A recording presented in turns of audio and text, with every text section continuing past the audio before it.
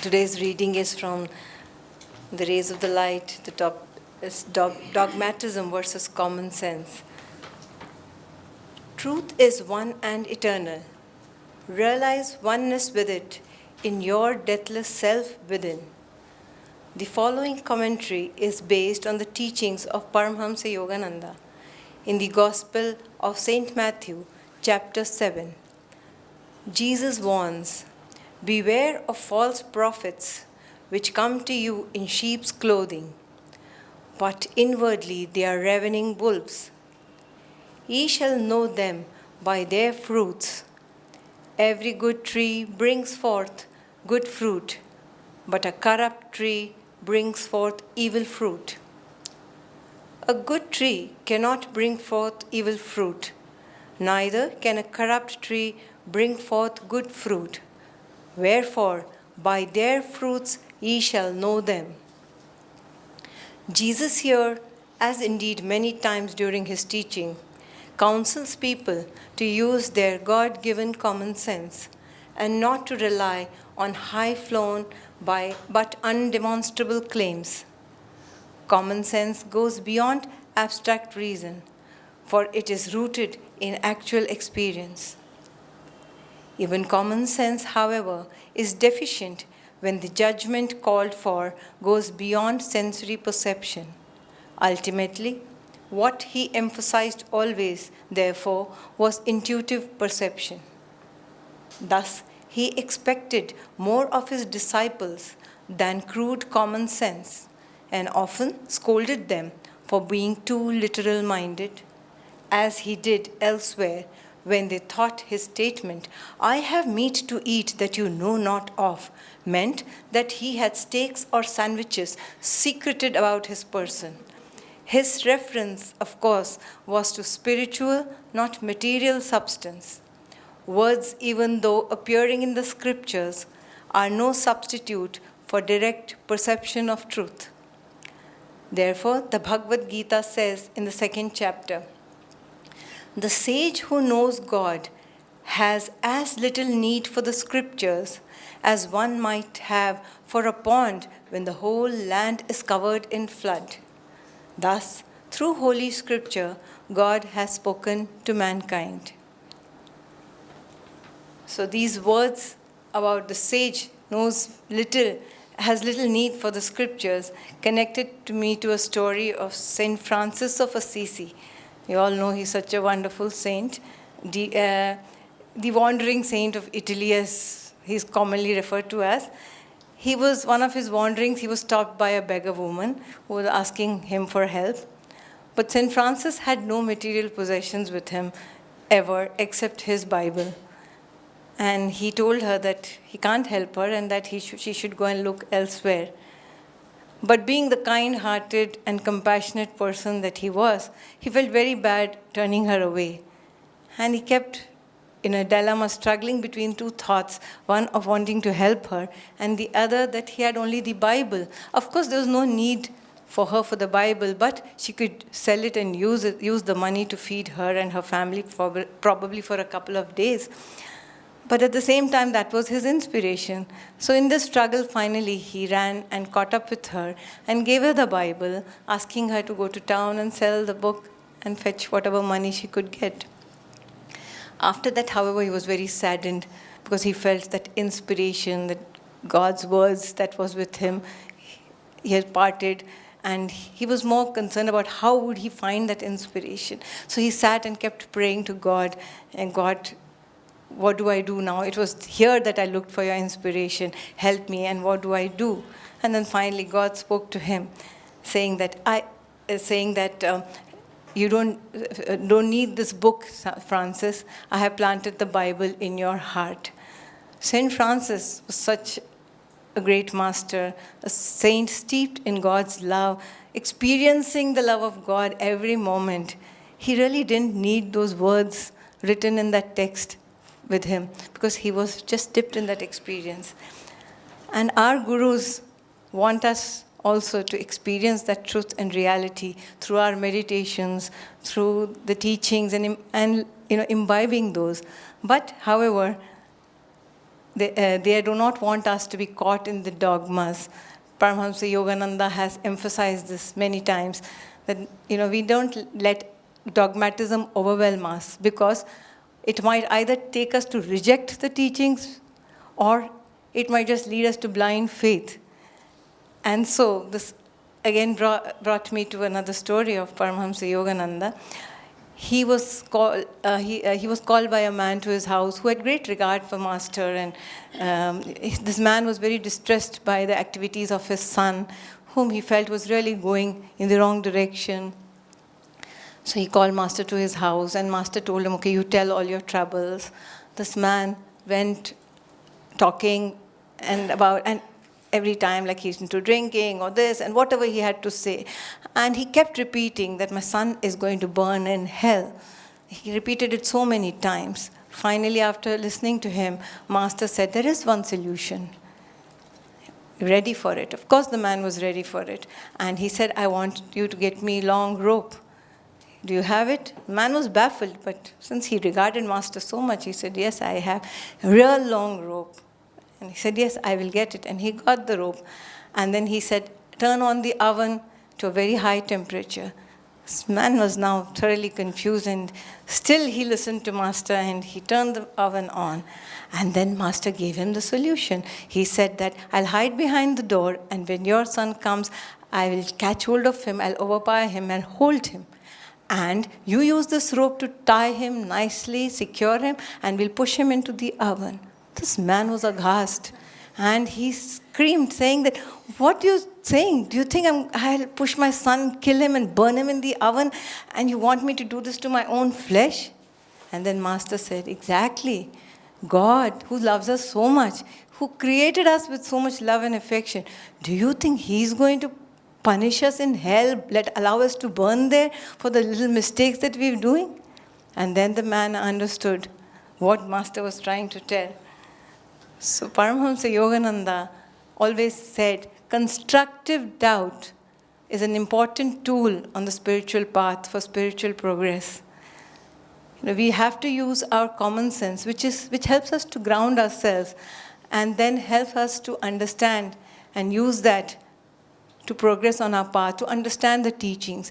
And he always said that we need to test it by our own experience. We are so fortunate that we have a line of gurus who have shown us the path of light without any bindings to follow any dogmatic practices, but have allowed us to experience it for ourselves, so that we learn through that experience the presence of God and the love of God. Thank you.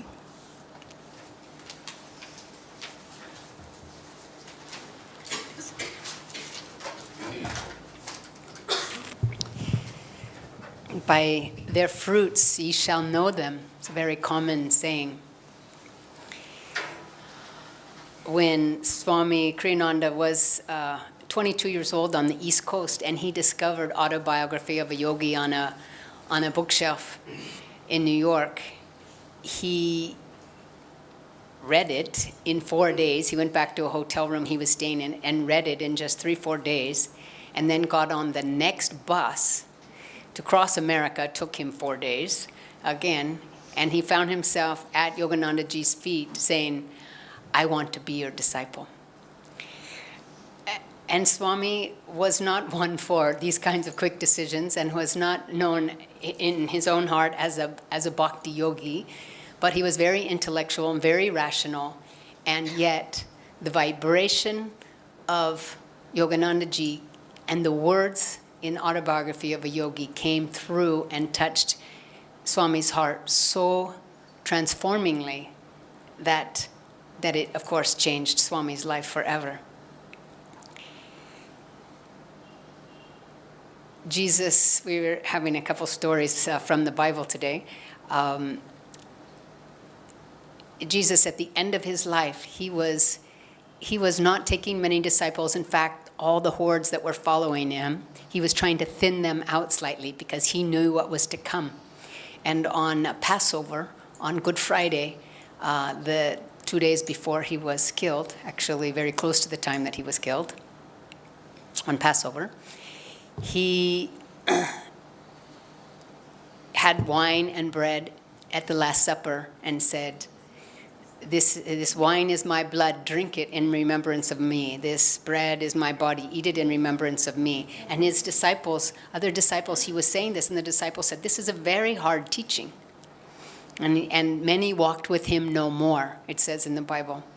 And Jesus went up to Peter, his foremost disciple, his first disciple, and said, Peter, and what will you do? Will you also leave me? And Peter said, Lord, where would I go? Peter had had an experience of the Christ, an experience of Jesus, and knew who Jesus was, knew that he was the Christ. And Jesus had shown Peter who he really was. He had shown Peter God communion, contact with God. And even though Peter also had no idea what Jesus meant by these words, he believed. He had tasted the fruit of what Jesus had given him. And no matter what other peoples would do, what other opinions were there, he said, where would I go? I am yours. And so we can ask ourselves also, where would we go if somebody started saying bad things about Yoganandaji? Or where would we go if our meditations are not giving us the experiences of bliss that we're looking for? We know that on the spiritual path, our lives become up and down and up and down. I mean, all of our lives become up and down anyway. But then when we come on the spiritual path, somehow we're even more aware of it. And because because now rose petals are not strewn in our path, are we going to say, this is not for me? Or are we going to say, practicing Kriya Yoga every single day, this is a hard teaching. I don't want to do that. Or I was expecting so much more, faster, sooner. I'm going to go try something else. The question is, where will we go? We have tried the worldly life. That's why we came to spirituality in the first place. We've tried to find happiness outside ourselves, in people, places, things. And that's why we came. Where will we go? By their fruits we shall know them. I mean, look at the fruits that we have tasted of Yoganandaji. Like Swamiji, Autobiography of a Yogi, of course. His millions of followers. Kriya Yoga, all the teachings that he's given us, such fruits we have tasted. Where will we go? If somebody comes up to you and says, no, I know this live guru, he's right over here, he's giving vibhuti now, you should come, let's leave Yogananda, come over here. Will we go? Swami Kriyananda, what are the fruits that we have received? Ananda Sangha. Swamiji has written 150 books talking about Yogananda's teachings, making them practical in our day-to-day lives. He's written beautiful, beautiful songs to help us feel the vibration of Yogananda. He's written books about Yogananda. He's trained teachers. He's trained teachers that have gone all over the world just bringing Yogananda's teachings to others. We've tasted that fruit. If somebody says something bad about Swami Kriyananda, we think, no, he's not good. Have we tasted that fruit? And then what about our meditation? Have we ever had experiences of joy? Has it helped us to be more calm? Has it helped us to be more even-minded, loving, less reactive? If we've tasted that, if we've grown spiritually at all, we have tasted that fruit, we should not leave Kriya Yoga even for a day. Even for a day. And then how about that spiritual fair last week? How did we feel? Filled with joy.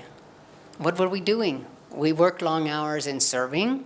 Many of the presenters studied for weeks on their topic, came in and presented. Everybody put a lot of energy, a lot of time. Many people put their resources into the spiritual fair. What was the fruit of that?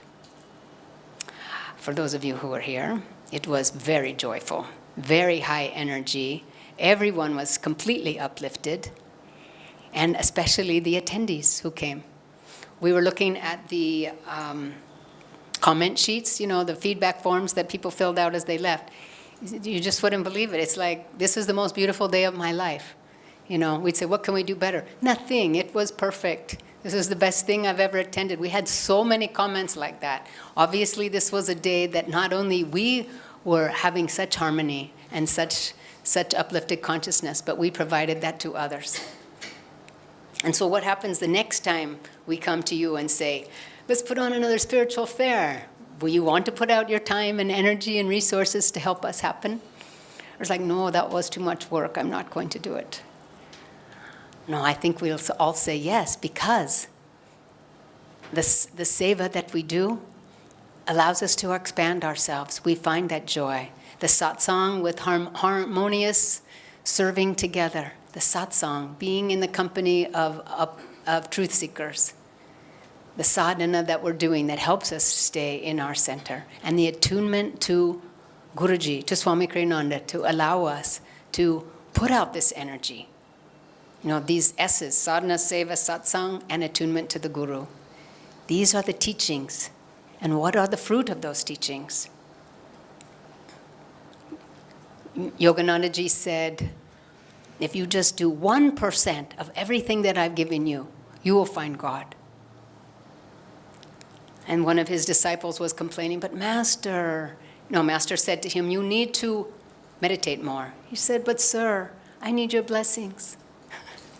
He said, my blessings are there. God's blessings are there. It's your blessings that are lacking. And another thing that Christ said was that, so many people, they say, Lord, Lord, but they don't follow my teachings. He said, someone who hears what I say but doesn't do what I say is like building their house on the sand. And when the rains come and the floods come, that house just gets washed away. But if people hear what I say and do what I say, they build that house on rock. When the rains come and the floods come, that house will stand. So the masters come. The masters come to transform our consciousness, to help us have that God contact. They come to expand our consciousness into their infinite consciousness. They come, the avatars come, to show us who they are and that we can be like them. They want to change. Krishna wants us to be like Krishna. Christ wants us to be just like him. These things you shall do and more. Yoganandaji came to our soul's call to show, do it like this, you will find God. They want us to become exactly like they are. But we can't do it with ego consciousness. We can only do it with soul consciousness. Krishna with Arjuna, you cannot see me with mortal eyes. Therefore, I give you divine sight. But we can't get there on our own because our mind and our thoughts and our feelings are already completely saturated with our ego. We have to attune ourselves to an enlightened master and to his consciousness so that he can open our divine sight.